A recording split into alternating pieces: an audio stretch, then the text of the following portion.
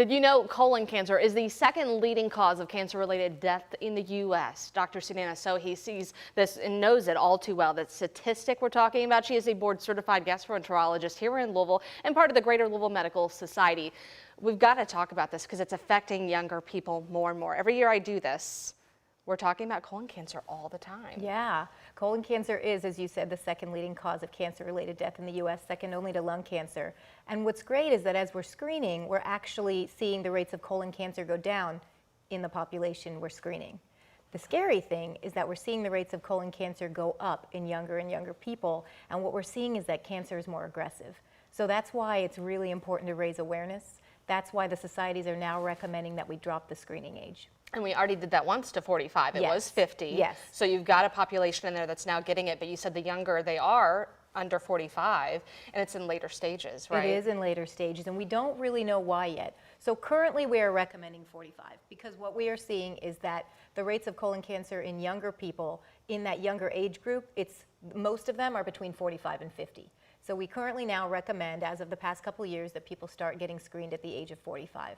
But certainly, if people have any symptoms at all, don't blow them off, right? Mm-hmm. Bleeding, not always a hemorrhoid, right? Constipation, change in bowel habits, abdominal pain, it's not always irritable bowel or something you ate. It's always a good idea to talk to your doctor.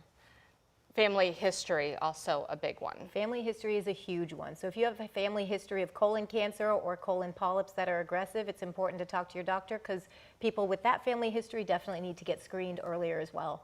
We talk about colonoscopy being the golden standard. There are other ways for people that maybe want to do it earlier, don't want to go to the doctor. Yes. They can do it in the comfort of their home. Yes. Right?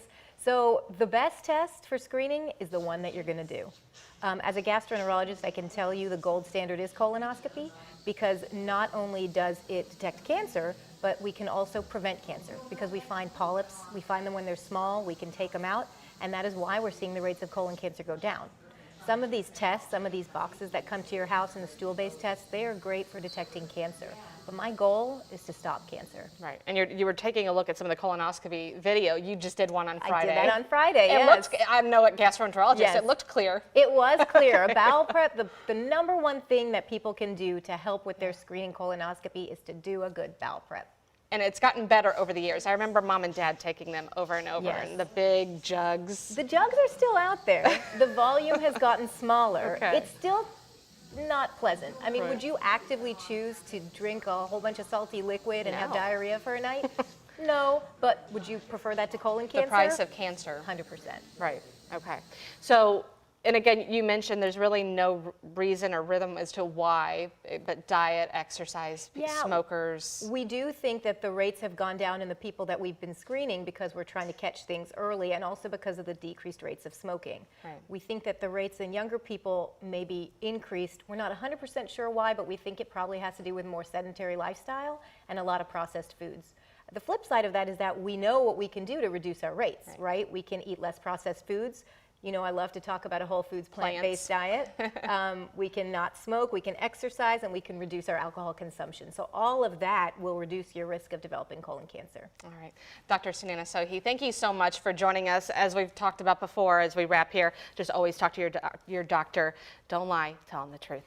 Thank you so much. Thank you.